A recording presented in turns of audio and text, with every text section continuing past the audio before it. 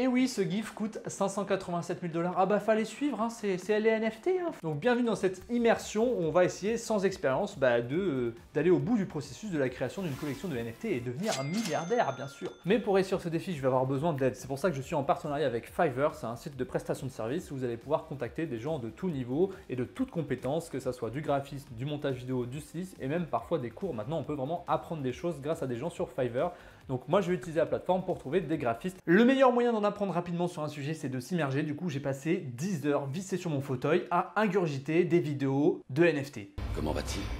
10 heures d'affilée, c'est une vraie machine. Ça veut dire non-fungible. Mais du coup vous avez rien compris. Un NFT, c'est un code unique associé à une œuvre digitale qui sert de titre de propriété numérique pour celui qui le crée ou qui l'achète. Et donc de la même façon que lorsqu'on va aux enchères et qu'on achète un tableau monnaie à 110 millions d'euros, eh bien on a un titre de propriété papier qui indique qu'on est le possesseur, on est le détenteur de l'œuvre. Ben là c'est pareil, c'est-à-dire que si cette œuvre-là, quelqu'un l'a fait et la met sur les enchères des NFT, et ben en fait si on l'achète, on a un titre de propriété virtuel. Une image, un tweet, un clip vidéo et de la musique. C'est les différentes choses que peut être un NFT. Mais alors, qu'est-ce qui pousse tous ces gens à s'intéresser autant aux NFT et à créer des collections artistiques alors qu'ils n'ont jamais touché à un putain de crayon de leur vie?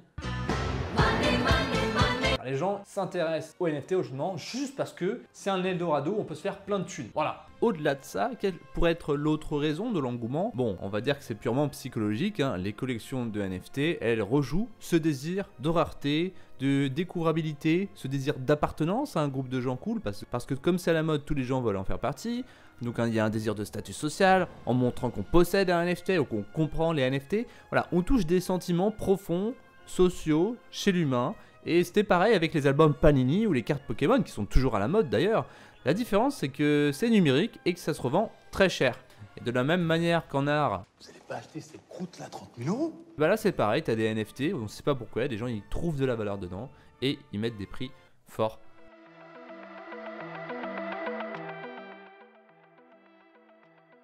Parce qu'avant de se lancer et faire n'importe quoi, il faudrait comprendre pourquoi il y a des collections qui ont marché. Donc j'ai analysé 4 collections de NFT qui ont super bien marché. C'est les Bored Ape Club, les CryptoPunk, les Weird Worlds et Gozali Everyday. Donc ça c'est durant ma deuxième journée, j'ai passé tous les articles en revue, tous les vidéos, j'ai essayé de comprendre quel a été le déclencheur pour que il passe de inconnu à millionnaire parfois. Bon bien sûr, il fallait être précurseur, hein, il fallait comprendre la hype très rapidement, s'inscrire dedans, créer des choses, un peu évident, mais voilà, les premiers arrivés, premiers servis, comme sur tous nos réseaux sociaux, hein, YouTube, TikTok. Ensuite, il y avait réussir à créer de la hype.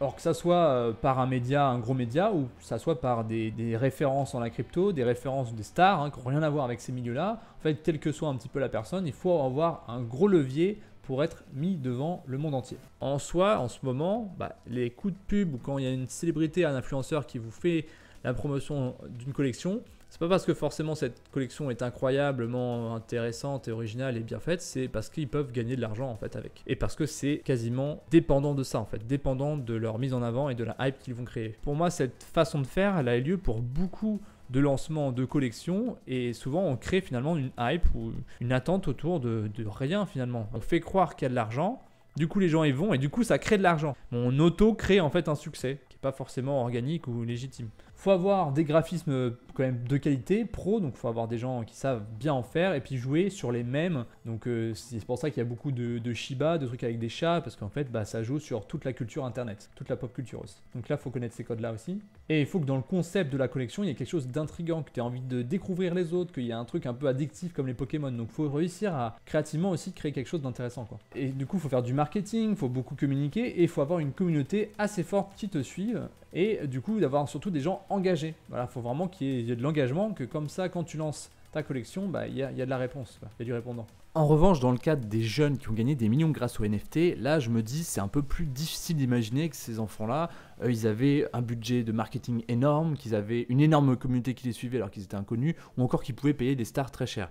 Donc il y a deux théories, c'est soit vraiment c'est de la chance. Il y a d'autres collections NFT qui marchaient déjà, qui ont découvert ces jeunes-là en se disant waouh, ça peut être stylé, il y a du potentiel, et du coup, qui les ont partagés de manière totalement gratuite.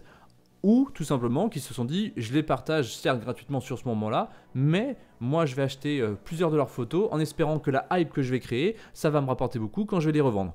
Donc c'est les deux cas de figure que je pense pour ces jeunes-là, parce que à moins que ces jeunes-là étaient déjà très riches, et c'est tout à fait possible, et qu'ils aient pu aussi les payer, j'en doute un petit peu.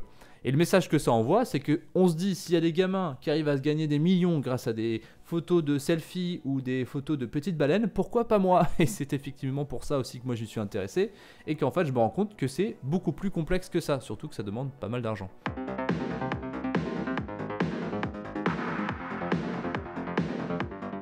Bon, du coup, j'ai plus trop envie de faire une collection NFT pourrie et de vous la revendre parce que je trouverais ça malhonnête et hypocrite. Par contre, on va quand même aller sur le site, s'inscrire, créer un ou deux NFT et voir en fait comment ça marche concrètement. Et pour cela, on va quand même utiliser une idée de NFT que j'ai.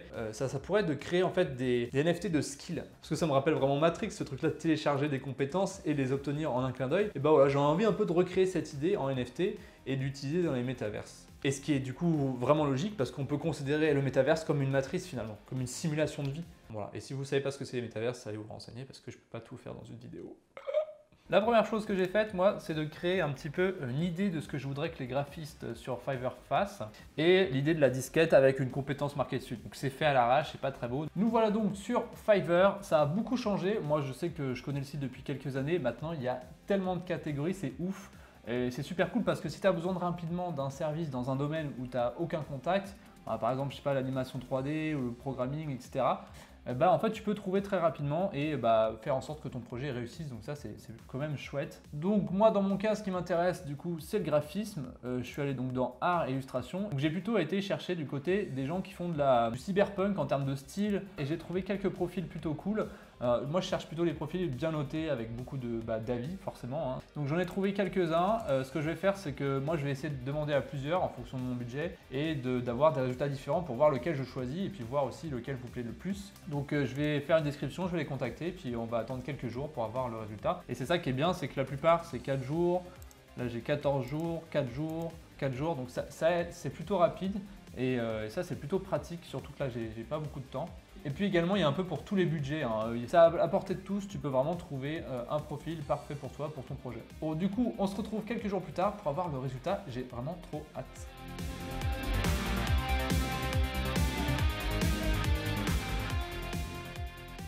Les résultats sont arrivés, c'est trop stylé. Sur les 3 avec qui j'ai travaillé, comme j'étais pas sûr du style, il y en a un surtout que j'ai retenu, mais je vais vous montrer tout ce qui a été fait. Alors je vais commencer par Tonzin. En fait, j'aime beaucoup ce qu'il a créé, je trouve ça très joli, mais c'est vrai que ça répond pas tellement à ce que j'avais en tête et ça crée pas forcément cette envie d'avoir une collection, d'en découvrir d'autres. Après, j'étais pas forcément hyper précis dans mes demandes, donc je sais aussi que ça peut ne pas faciliter la chose. Gilmo Young. Là, on se rapproche quasiment à la perfection de ce que j'avais demandé. La disquette comme ça, sur un fond un peu dojo qui rappelle la scène de Matrix. Celle-là, sur un fond, voilà, plus Matrix. Donc là, on se rapproche un peu plus de ce que j'avais envoyé, mais même presque trop. Enfin, dans le sens presque trop, en fait, je me dis, pareil, là, c'est une collection de JPEG avec juste le nom Jujutsu qui change, ça marche pas forcément, ça donne pas envie de tout découvrir. Mais encore une fois, là, en termes de résultats, c'est vraiment impressionnant et ça me plaît énormément. Et donc, le dernier qui a finalement gagné mon cœur, c'est Bilaler Langa. Il m'a envoyé plein de différentes options. Alors, il y a cette option là magnifique, en fait là c'est un style japonais. On a celle-là où ils sont dans un univers un peu plus boisé et enfin on a un peu comme si la disquette était un personnage principal avec le jujutsu derrière et ça je me dis ça peut vraiment créer une collection, c'est-à-dire que à chaque compétence tu changes le fond, tu changes un petit peu le style et ça peut vraiment donner envie de tous les découvrir, de tous les avoir parce qu'il y a vraiment une patte magnifique artistique. Donc c'est cette création là que je garde pour ma collection et que je trouve vraiment trop stylé. Du coup je suis super satisfait du rendu, c'est vraiment ouf, je suis trop content quand j'ai découvert ça, je fais waouh, c'est vraiment l'univers de Matrix, les disquettes, les compétences, donc ça mélange tout ce que j'aime. Je m'attendais pas à un tel résultat et surtout à des telles créations aussi rapidement. En tout ça m'a coûté 400 €. J'ai mis les créateurs en description si jamais vous voulez travailler avec eux. Et si jamais vous avez un autre projet qui n'a rien à voir et dont vous avez besoin de main d'œuvre, de professionnels dans plein de domaines différents, allez tester Fiverr, c'est franchement très pratique et les résultats sont cool. Donc du coup dans l'idéal il aurait fallu que j'ai 10 000 items comme ça, donc 10 000 compétences, mais ça coûterait un bras. Donc j'ai juste déjà uploadé et vous montrer avec une image comment ça se passe. Et donc nous voilà sur OpenSea, l'endroit où les gens se font des milliards et des milliards sur du rien. Mais en fait, avant ça, faut se créer un porte-monnaie virtuel de crypto. Alors moi je connais pas du tout, j'ai jamais utilisé de crypto, voilà, donc je vais devoir m'en créer un, c'est obligatoire parce qu'on peut pas payer avec de l'argent normal quoi. On doit payer en Ethereum. C'est comme le Bitcoin, ça je pense que vous en avez entendu parler, donc c'est juste une autre crypto-monnaie, il y en a plusieurs. Pour que vous vous rendez compte, là vous voyez 20 000 Ethereum et vous vous dites mais qu'est-ce que ça représente 20 000 60 millions d'euros. Maintenant, on va passer à la chose qui nous intéresse, créer notre propre collection. Et voilà, c'est pas compliqué en soi de mettre une collection, là on y est déjà. Voilà, le nom, ça va être, on va appeler ça Jujitsu 2.0 tout simplement. Bon, du coup, c'est bon. Ah voilà, bah ça y est, c'est créé du coup. Et par contre, si je voulais le vendre, alors, faudrait que je fasse un prix de base, donc moi je vais faire 10 $, comme j'avais dit. Et du coup, quand on doit mettre en ligne un NFT, la première fois, il faut payer des frais de carburant. Donc là, ils m'en demandent 93 €. Ah, trop bien, ça a marché. Oh, j'ai réussi! Ça fait bizarre, ça fait comme si t'étais dans un truc où t'allais devenir millionnaire, en fait pas du tout. Enfin, c'est marrant, hein, c'est très marrant. Il y a un peu d'adrénaline, un peu d'excitation là, de te dire ah putain, si je crée ma collection et que ça marchait vraiment, ça serait ouf. Mon premier NFT Jujitsu 2.0 est disponible à l'achat et vous pouvez faire monter les enchères. Surtout disputez-vous, hein, parce que ça vaut au moins 4 millions d'euros.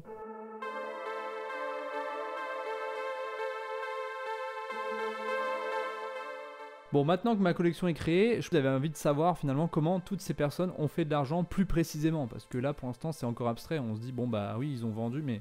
Donc, si moi, je voulais gagner le gros pactole avec une collection de NFT, en gros, faire le maximum d'items. Le but des collections, c'est que plus t'en as, plus t'as envie de découvrir les raretés, les différences, de voir les visages. Et plus t'en as, plus t'as de cash qui peut rentrer. Donc, imaginons que je fais 10 000 disquettes. Je les propose à 10 $. Imaginons que j'ai la chance d'avoir de la promo par une référence dans la crypto-finance, quelqu'un de très connu sur les NFT qui dit c'est la future collection, et que sur les 10 000 items, il y en a 6 000 qui s'arrachent. Donc là, déjà, je vais gagner 6 000 $ fois 10 $. Ça fait 60 000 $. J'ai appris à compter récemment. Ça, c'est déjà le premier pactole que je remporte. Ensuite, en fait, s'il y a une hype autour de ça et que tout le monde se les arrache, il va y avoir de l'achat et de la revente. C'est-à-dire que la plupart des gens qui me l'ont acheté à 10 $, ils vont attendre qu'il y ait la hype, ils vont attendre que ça monte et ils vont les revendre quand ça sera bien cher. Donc, par exemple, c'est plus 10 $, maintenant c'est 1000 $. Et en fait, moi, je vais gagner un pourcentage, généralement le maximum c'est 10%, sur toutes ces reventes. Donc imaginez que les 6000 personnes revendent à 1000 $ les items, donc les disquettes, et moi je vais prendre 10% sur chaque revente. Vous imaginez? Mais c'est énorme en fait.